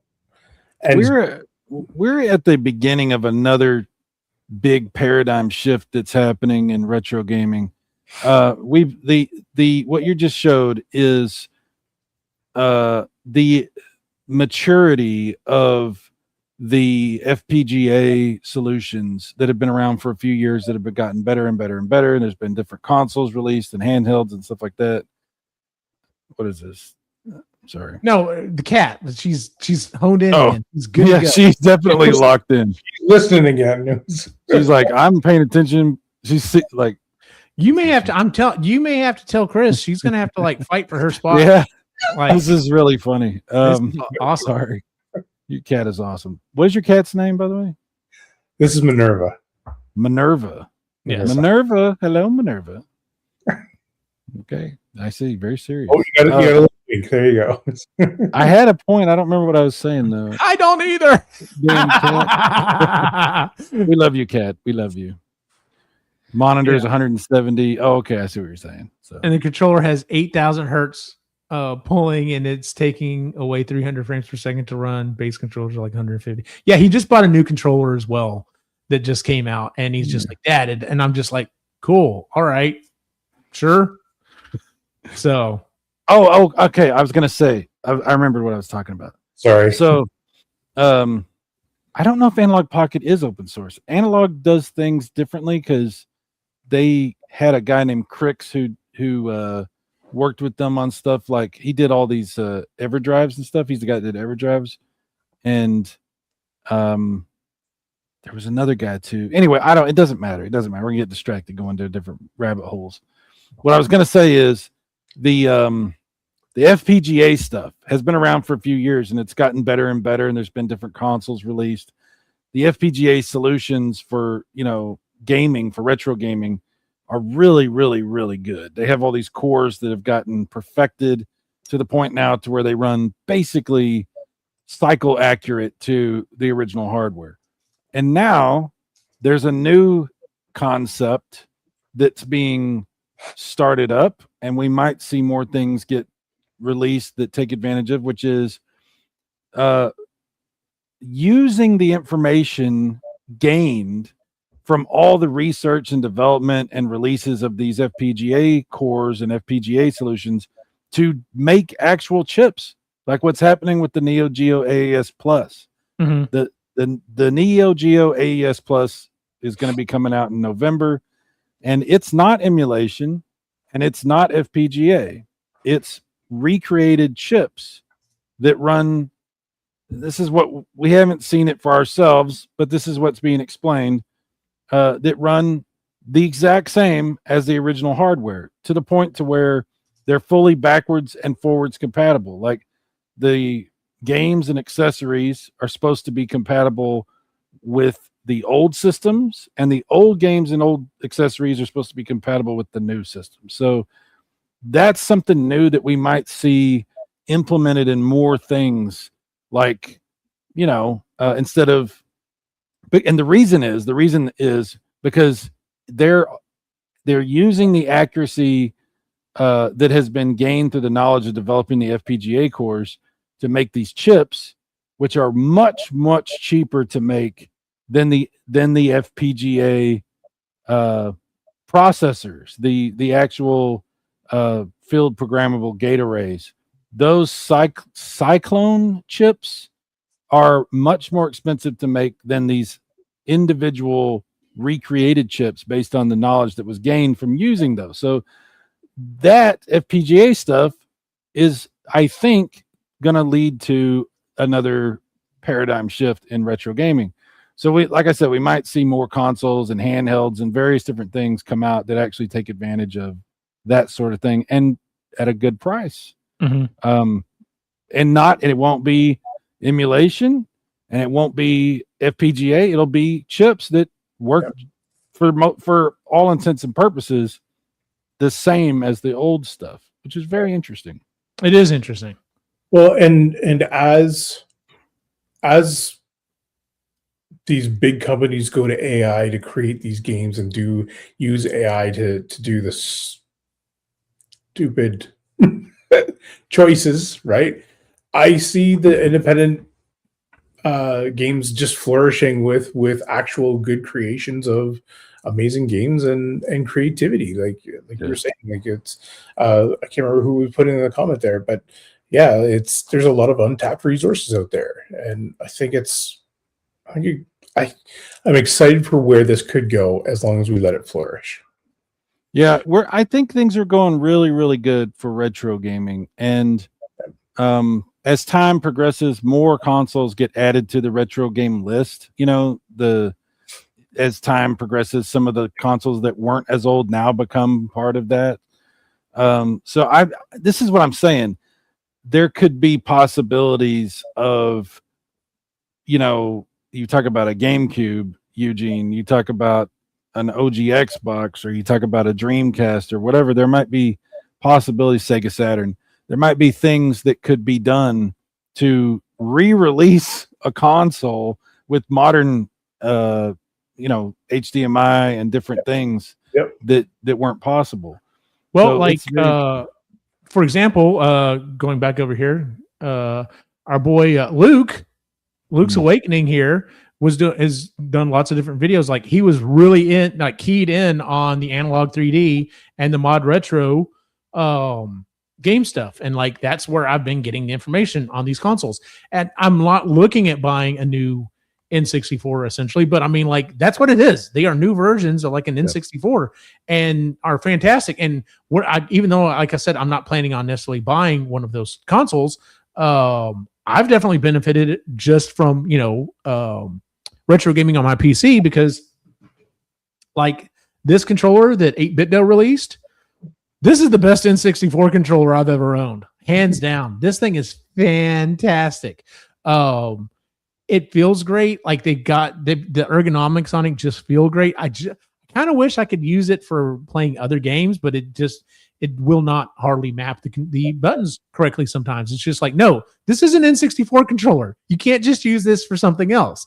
Because it's like, well, it's a nice controller. I wish I could use it for it. But if you're playing N64, like I can't imagine trying to play N64 games like without doing this now. Unless I was playing on my OG console, in which case, of course, I would use the original controllers. But like if I'm emulating an N64 game, this is it. And that goes for the Switch as well. Like when I'm playing Switch game or N64 games on the Switch using, the channel, whatever it is they call it. This is what I'm using. It is fantastic. The Switch Online. The Switch Online stuff. Yeah. Luke says the same thing. Best N64 controller I've ever used. So he agrees. Well, Luke knows a lot about this particular topic. Like when you said you're getting your news from Luke, that's good, because he's done an extensive amount of research and testing, especially with the new analog console. So yeah, I'm the same. Like that, Luke's the guy that I've always counted on to help me understand what the hell's going on with all this new N64 stuff, because it's been pretty wild. There's been a lot of stuff happening. They make a version of that controller that works with the original N64. Oh, that's cool. That's cool. Yeah, because having some newer controllers sometimes for older consoles is just like, there is something nice about holding the old classic squared off Nintendo controller. Yeah. But when you've got one that's a little more ergonomic and feels just a little better on the hands, it's like, oh, this is kind of nice. So, there's something to be said about that. But going back to what you're saying about the Neo Geo, that's another console that literally just got rebirthed essentially. And like everyone is just like, hell yes, I want a Neo Geo that I missed out on the first time. I mean, the price is a little up there, but I mean, the original it's still, if you're looking at inflation and like how much, time has passed, it's still a hell of a lot cheaper than it was back in the original days. I mean, dude, it's $250 for the new one. If you just want the regular black one without a game, $250 for a Neo Geo, like that's crazy. That's really attractive. I mean, everything that they offer is very interesting. I actually pre-ordered the white one with the Metal Slug, and unfortunately I had to cancel my pre-order, had some problems, And then I kind of was like, well, let me wait. So I haven't pre-ordered it again. But I did for a little while have one pre-ordered because it is very compelling. But I don't know if I told you this, but I have a PlayStation 5 Pro, and so I had a lot of. We were naming this show the way we used to, or we just used to name it like it's something that happened in the show. That would be the title of this episode. Would be, did you know I have a PlayStation 5 Pro? You just started a drinking game. I know, right? So anyway, I play my Neo Geo games on there. I have a shit ton of them on there. And on what? Sorry, on the PlayStation 5 Pro. Right, sorry. Yeah, on that one. It's a console I have that I own. But still, even though I do have that, and I have a really great joystick for my PlayStation, I still was like, man, I think I wanted the white AES Plus because it's just really cool. And I'll probably end up getting one at some point. Assuming it all works out it's supposed to, which that's the only thing. We just need to see it working. I need to see let me see the games running on it. Give me some final details about things, and then I'll get another pre-order. Yeah. What did he say? What did Rab say? I wish I'd started that game 5 PlayStation 5 Pro name drops ago. I don't know if you know this, Rab. Go back and watch them again. So talking about console gaming, it's been it's not great. It's not absolutely horrible, but it's definitely not the best it's ever been. PC gaming, kind of the same thing. We've been pretty sunny about retro gaming, but I got to take it down a notch. Got to take it down at least one notch. And that's what you and I ran into earlier this year, Cyrus. Hey, we should play games online. We should play games online with each other. Let's play some retro games online. And then you find out, oh, you really have to have a service to do this, or it has to really be done. And because, like, now you can do RetroArch and play online up to a certain level. It's like once they got to Super Nintendo, they're just like, no, we're done. We're done coding. It's just like, really? No one wants to play Sega Genesis online with you? No? Okay. PlayStation? No? Okay. So it's just, I think there are ways, but it's not simple. Like there's ways to do things, but you would have to like install some random program you got off a GitHub or something, and then they'd have to do this, and then you have to configure it with your router and like this kind of stuff. So I think, and you know what? And to be fair, it may be a lot easier if you're not trying to also stream it. Like maybe that's the other problem. Too far. Yeah, so, and I think the problems that we had on Nintendo Switch Online with the lag and everything was because we're also streaming. Could be, I think that's probably a big part of that. Yeah. Well, the thing I was going to, if we do that again, I was going to volunteer. Why doesn't everyone join mine? Because now that I'm hardwired, I could actually hardwire my Switch as well, and it may help with some of those issues. We're going to have to test that, Eugene. We'll have to give that a test, but not anytime soon because I don't have the bandwidth. Yeah. So thanks for suggesting something and then immediately saying you're not going to do it. Thanks. Could you imagine if Twitch had some way of being able to allow you to stream, like play online together? I would say YouTube needs to do that because the problem, I'm sorry, I got triggered just now when you said Twitch because literally my buddy Travis posted a little while ago. He's like, hey, I'm playing board games. He's visiting some friends in Louisiana. He's like, hey, I'm on his Twitch stream playing board games. If y'all want to watch, I'm like, cool. I may jump on real quick. And after watching 2 commercials that you couldn't skip, and then it restarting again and playing the first commercial over again, I was like, nope, sorry, can't do this. Sorry, that's the wrong platform. Yeah, I don't know why anybody likes Twitch. I hate Twitch. I don't go to Twitch. I stopped going there years ago. I find it boring. I don't really understand why people, because the Twitch, and here's the thing, the culture on Twitch is so like monetary. Like everything's about, there's not like a real, to me, from what I've seen, didn't seem like there's much of a community. It was more like everyone worshiped this person that's streaming, And if you want to get your comment read, good fucking luck. You better donate like $50. Otherwise, forget it. Yeah. And like just a very different kind of experience. And I don't know, because I don't really go there. So yeah, Luke said you could do all of that, or you could always try couch co-op. I've heard the kids talking about that. Luke, you're right. We absolutely could do couch co-op. Cy just needs to get in his car and drive down here with gas being $4 or more than a gallon, and so we can play a game and then drive back. You're right. But it's we're for dropping the ball, families, Eugene. It's for effing fam. You don't really know what he's talking about. He's talking about the Amico. Okay. Or you two Rumble's a great platform. This way. Rumble. Oh my God, Luke. Rumble. Now you gotta know what a crumpet is if you're gonna play cricket.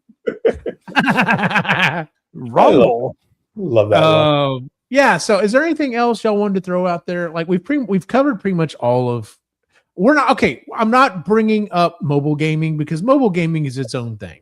Fuck. I don't consider like it. I don't want to be this guy that says I don't consider mobile gaming because it is. You are playing a video game. It is a video game. It is generally specifically a mobile gaming. Mobile gaming is garbage, and it is fraught with scams. I will 100% agree with that. It is designed to fuck people over and make people think they're. I got to tell you, I'll tell you a story. My aunt, who I had to help move a couple years ago, she got really into a mobile game. Like really, I was shocked. She says, "I'm a gamer." I was like, "You're a gamer?" And she's like, "Yeah, I play this mobile game. I love it. It's a lot of fun." And the more she talked about it, I started to go, "Oh fuck," because she was spending shit tons of money on this, and she was not the only one. There was several people in the community all doing that, and I don't know. I'm just saying there's some predatory shit that goes on with mobile gaming. 100%. I don't encourage people to do it. Like if you can find some little Candy Crush bullshit, fine, do that, but don't pay. Very careful. Be very careful. Yeah, I know some people who have. I'm giving away too much information. Let's just say they have spent way too much money and got themselves in trouble. Yep. That was when Christy said she was playing this. You know, she's playing some of these old games on her phone at night. I'm like you, Side. The first thing I thought was, how much money have you spent on this? She's like, oh no, I'm not giving these people any money. I'm playing the 2 or 3 turns I get per day. And that's when I know it's time to quit and move on to something else. I'm like, okay, good. Yeah. I love my wife. She's very smart about stuff like that. But there are people that like it gets like, I'm so afraid. Like my mom plays, she's like fucking level 150, like way high up level in Candy Crush. But she does the same thing. She's like, I only play for certain long and I don't give them any money. And I'm like, okay. Because I was really afraid that my mom was going to be like, oh, it's not that much. What sucks is they have these communities where the people that are also in this, they're not like, it's not like the people in the community are part of the scam. They're getting scammed too, but they kind of make everybody feel like you have to do this to be part of the thing so you can keep up with everybody else, so everybody can benefit from what you're doing. Otherwise you're holding people back, and then you get like sort of guilted in. Like there's a whole thing that goes on with this shit. Yeah. Mobile gaming is really, really bad. It's scary. It can, there can be some good games out there. And I you know, if you enjoy them, that's great. The predatory shit is where they make them addictive intentionally. And then they purposely make you just get enough of a hit that, oh, if you spend a little bit more money, you get this. And it's gambling. And then it's a way of getting the addictive personalities. Guys, money. It's bullshit. I love gambling. I love gambling, and I stay away from it because I know I will be that dude. Because let me put it like this, Eugene, we get on eBay and we start doing stupid shit. That tells you that it's not gambling, but that tells you we have this thing in us. It's addictive. It's an addictive personality. I understand it. Yeah. And so if I feel like I need to play gambling, I have some really cool casino games on old consoles that I can do slots on. I can do roulette. I can have a great time. There's a really good one on Nintendo 64 that I like. Luke, you probably know which one I'm talking about. And there's a really good one on the TurboGrafx that I like. But anyway, I do like gambling very much, but I really try not to do it. And I know better than to let myself do this mobile stuff because I've seen what happens and I'm not doing that shit. The other thing I was going to say is it's not just the community of people that are getting taken advantage of. The developers of the game that my aunt was playing started to contact her, and they started to be like, hey, just to let you know, this new thing's coming. And would you like to test this for us? And would you like to do that? And I'm going to get into some difficult topics probably for some of my friends, but you got to be very, very careful about contacting or being in touch with the people making the stuff that you're buying. Mm-hmm. Because we, as gamers, especially older gamers, we can be milked like cows. We absolutely can. And we will be happy to be milked. And we just have to be careful with it. I'll shut up. That's all I'm going to say. Fair enough. A couple of comments that were here. Rab said, yes, Twitch felt like OnlyFans. Everything was gifted. Performative idolization. Yeah. Roblox is also considered a video game. Don't get me started on Roblox, Luke. Like there's Roblox to me, like my boys played it for a while. And this is before it got to the point, like, because every story you see now about Roblox is about how, oh yeah, we're catching more and more child predators on Roblox. And this type of, yes. It was before that point, but like we also were like, hey, you cannot talk to people, you cannot use your voice, definitely no camera stuff. Which I'm just like, if this game was supposed to be towards kids, you should have never had voice chat or cameras in the first place anyway. Just the blatant stealing of IP was so ridiculous. It used to drive me insane. Sims is doing this now. Basically, people are creating stuff and uploading them to this shop where others can buy their creations. There were supposed to be free items, but no one's uploading free stuff. My kids, their friends, spend hours playing an educational RPG and sandbox games at their school. Issued Chromebooks. I can see the type of game okayed by school use or centric tablet laptop games now grow. Yeah. There's been some games out there. I cannot remember what the name of it is. It's like a very stripped down RPG, but it's education based. And the boys kind of got into it a little bit, but I heard a lot of kids were really getting into it. But yes, it was because it was going through the school.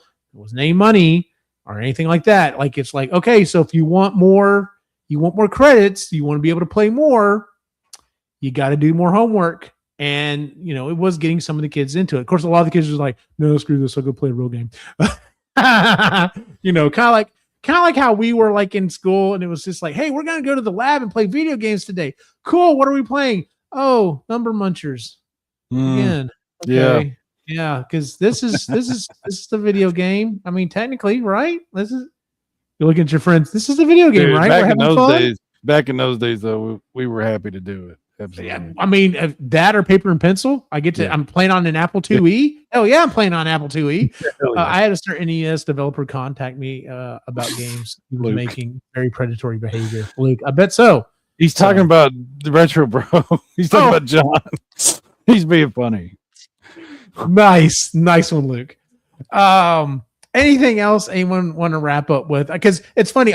Once again, it's the way we moved into this topic about being, very predatory with games and stuff like that. It's one of the reasons why one of my picks this month is one of my picks. So, anything else we want to go up say about anything? The last thing I'll talk about that's still kind of fun, and it is online, so it could be the mobile gaming kind of Wordle.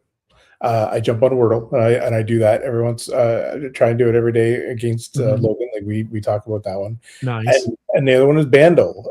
Bandle is it breaks the music down into certain sections, so it plays you like the drum beat first, and then you got to guess the song, and it gives you the year that it was released and how many views. And it's a fun little game that she's really good at it because she's her depth of knowledge for music is incredible, and I'm very thankful that she has the capacity to enjoy as much music as she does. So, but it's a fun little thing, and it's a nice little connection. So even though there are some shit out there, you still have these fun little things. And yeah, I know Whirl has been picked up by New York Times, and fuck you, New York Times, all that stuff. But at least it's fun little stuff. There was two more things I was going to say. Number one was I've started playing. I don't really call this video games. I was going to say I've started playing board games online, so it's like a video version of a board game. But I don't want to consider those video games. But those have become more and more popular as people are finding. It's hard to get people together, but if you can play online from time to time, or especially a lot of them have gone like you can play games asynchronous now. And dude, it is so it's fun to every, I check my phone every so often during the day. Hey, you have a turn on Catan. So I log in real quick, open up my phone real quick, go to the thing real quick, roll the dice. Oh, I rolled a 6. I get resources. Do I want to trade? No. I hit pass and I move on. And I'm slowly but surely progressing through a board game where I would normally not be able to play. The other thing I want to say is about the online stuff is I know I'm not the only one that you've seen the advertisement that's come up for a game. You're like, that looks kind of fun. Like that might be a fun game. And then of course you look at it and I to this day, I do not understand. I need to understand there's so much other shit going on in the world, taking these little bullshit companies to task for false advertising. We've got so much other stuff to do, but I'm like, can someone please do it and just like ruin this company's life, just completely and totally cause them to go bankrupt, just to show everyone else we're serious. You can't go on there and have the little king doing the funny little thing and like that looks like an interesting puzzle game, but the actual game is some other bullshit completely unrelated. Drives me insane. Yeah, it's so weird with the fake games. It's so bizarre. And now they even have advertisement saying, the fake game for the advertisement for this other game. Well, here's that actual game. And you look at it and it's like, nope, same bullshit, different day. Yeah. So, Connections is a fun one. The other one I was going to say, retro is Pips. I've gotten into Pips as well, which is it's like a dominoes puzzle game that you got to figure out how to fit the dominoes into the puzzle. It's kind of a fun one. Every so often, go on, Si. I was going to say, I want to play Twister with friends, but you have to like hold the position a really long time. Nope. You pointed it out, Ray. He walked off. Yep. So, fuck word games. I hate word games. That's my final comment on that one. Whatever happened to Words with Friends? You remember that? Is that still around? Is it? I don't know. I got my ass handed to me constantly. I think I maybe won one game and I was just like, nope, fuck this. Because I suck at word games. I haven't seen that in so many years. Yeah. I don't play mobile games at all. I don't have any I don't either. I have a few on my phone, but to be honest with you, I don't know why I have them on there anymore. Like I really am like, it's not like it's taking up a bunch of space. Like they're all pretty small, but I'm like, why do I still have these? Like I don't ever take them out and play them. I took every one of them off a long time ago.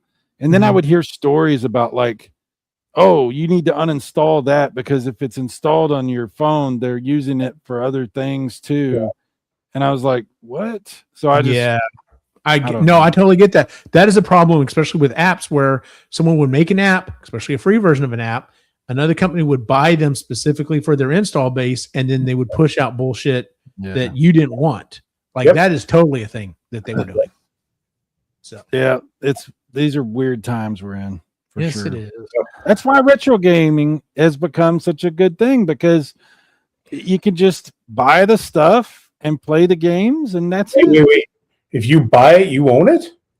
I mean, oh, now that's a topic right there, but we're not going to go all the way down that one.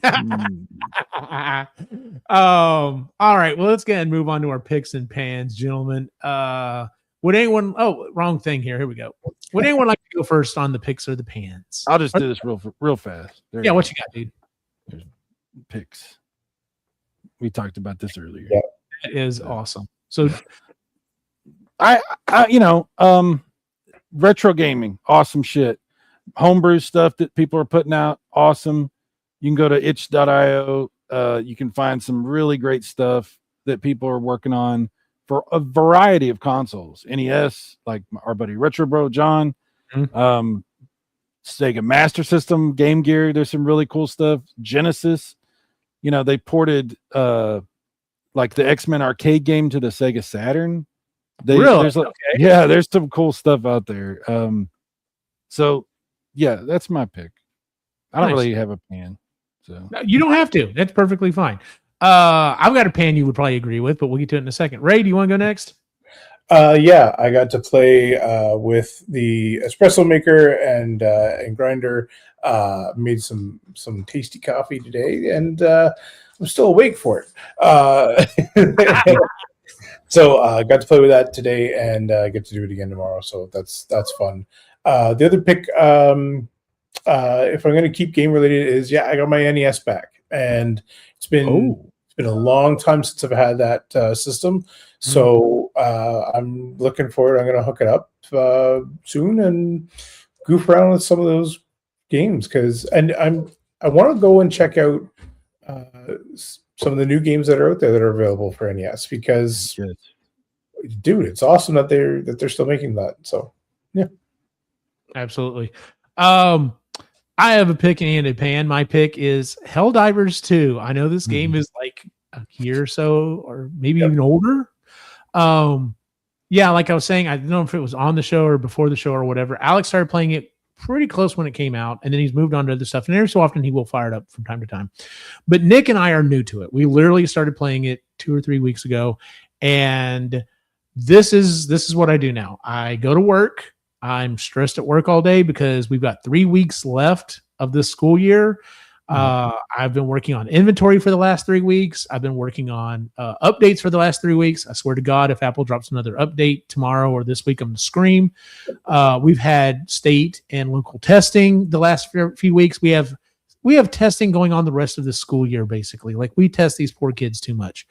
And so I've been coming home, and my wife is like, she's like, is it okay if I just like watch some of my mindless TV and like, or read a book? And I'm like, no, I'm perfectly fine with that because I'm going to go play Helldivers with the boy. And I've had like playing the game by itself is fine. Like, I mentioned it on our Discord, and Sean said, yeah, I played it a little bit. He goes, I didn't really care for it. And I was like, well, did you play it as a group or did you play it single player? He goes, oh, single player. I'm like, oh yeah, no, it's not. Yeah. It's not great single player. Like, single player is for grinding. That's what it's for. It's for like, all right, I want to unlock this thing. I need more medals. I'm going to go grind and see if I can get more medals, or I can do this, that, or the other. Which brings me to my next point. One of the reasons I like this game so much is because I paid however much money it was. I think it was on sale for, $25, $30 or whatever. And I bought this game. And yes, you can buy super credits to unlock stuff, but it only unlocks those things. You can earn super credits just by playing the game. And much like like a mobile game where it's like, oh, well, you're buying extra stuff. Well, see, that's the thing. So they have these things called war bonds. And so, like, let's take the Halo war bond, for example. In the Halo war bond, there are 3 sections to it, and you have to unlock it kind of progressively, but it gives you things like a new armor set. But it's not just a new armor set. The new armor set that I wanted in the Halo one specifically causes you to be 50% quieter, so bugs and enemies and stuff don't see you or hear you as easily, but it also causes you to find special things easier. So I'm like, oh, I need to unlock that one. So I did something that I haven't done in forever, and I even admitted to the boys, I'm like, well, Dad spent some money and actually bought a skin, which, I've gotten onto him forever. Even though technically it's not just like a skin in Fortnite that's like, oh, look, now I look like Goofy. Well, does it give you any special powers? No, you just look like Goofy. I'm like, what's the point? No, this one actually gave me some abilities. Well, what that did was it allowed me to progress a little faster, but I unlocked this war bond.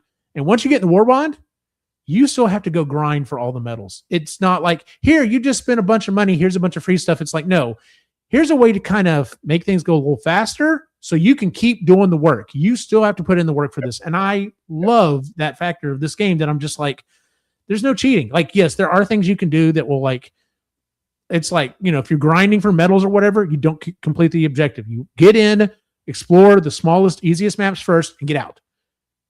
But it's a crapshoot. You may or may not get stuff that time. You may be at crappy stuff. You may have a good time.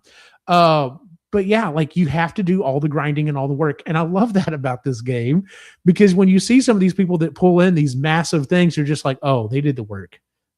I know for a fact they did the work, but oh my God, this game is so much fun. It is literally, I've been saying for decades, why has there not been a first or third person shooter game for, what is the name of that game? Or that movie, with the giant bugs you're fighting, Starship Troopers. Why has there not been a good Starship Troopers game? And apparently the developers are just like, yeah, so we're going to take Helldivers and turn into Starship Troopers, the video game, because it is that. But then they're added, the bugs do look a little bit like Starship Troopers, and the robots look a little bit kind of like Terminators. Yep. And then they've recently, within the last, I don't know, year, 6 months, year, whatever, they added this new group. I can't remember what they're called. But they're kind of like a cross between zombies and aliens. Like literally they have flying saucer ships, but then the creatures look and act like zombies. So it's like a horde running towards you. And you're just running around with 3 other guys trying to survive and shooting shit. And it's so much fun because have you taken the leg out of a zombie? Oh yeah. I love that. Like the creativity of the game is amazing that they're able to have the NPCs react in such a way that, oh my God, my legs are the fun. God, it's so much fun. Cause we'll get into these maps and if it's just Nick and I, sometimes we're like, hey, I need a few more medals. So let's grind a little bit. So we may spend 30 minutes, maybe an hour grinding. Like, okay. All right. You want to have some fun? Let's have some fun. So we'll go, he always ratchets it up a little further than I'm willing to go. I was like, can we stay at level 6 instead of 7, instead of going, how about we stay at hard instead of hell dive or super hell dive or suicide? But then we get in these matches and you're running around, there's laser shooting and stuff. And then the next thing you know, basically like an AT gets dropped down. You're just like, does anyone have anything to take this thing out? And now that we're getting stronger, we're getting better weapons. Now it's like, nope, got it. Throw the thing, giant laser from space comes down, like destroy it. And just like, yeah. It's such a good feeling when you see this shit. And dude, Sai, whenever you're waiting for the extraction point, you put in for the extraction point and you have to wait 2 minutes before the ship shows up. So usually it's like a last stand type thing. You're shooting everything or whatever. And I've already learned from the boy and from everyone else. And you can just jump in with other players. Like people can say, hey, if you need players, jump in. I need people to help me. You're standing there with 3 other guys or whatever. And the shuttle lands, everyone throws their big bombs. You get in the thing. And as the shuttle flies up, it always kind of spins around or whatever. You see these explosions going off. You get on the ship. There's little explosions. Everyone does their little it is so fucking over the top and it is hilarious. Like the whole thing, you're running around is have a taste of freedom, shooting with it's so over the top. You just can't help but be like, this is stupid fun. I still want them to do a Helldivers movie. Oh God, yes. And I still want them to do it so that as somebody dies, another actor comes in. Oh my God, that would be fantastic. They just randomly replace them with whoever. So yes, Helen Mirren comes down with so fantastic. Because Sai, when you it's like I said, so over the top. Literally, you're in these ships over these planets. And the way you get down, you basically load into a giant bullet and it just fucking shoots you directly down into the ground. And then you get up and you're just like, all right, time to rock and roll.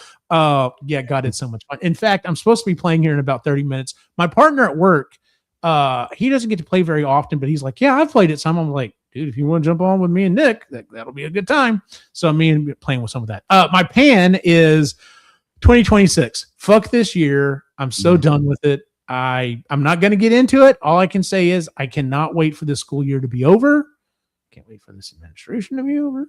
But yeah, I'm just done with this year. So I kind of get burned out at the end of the school year. Everyone does.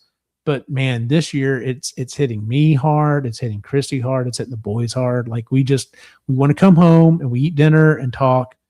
And then we just want to go do our own thing. And I mean, luckily for me though, what I've found is interacting with Nick still. And so that's a lot of fun because I'm sitting down playing game, having fun with the boy. So, and he's having fun too. So anyway, all right. I guess that's I had one more pick. I don't know if you know this, but I recently got a PS5.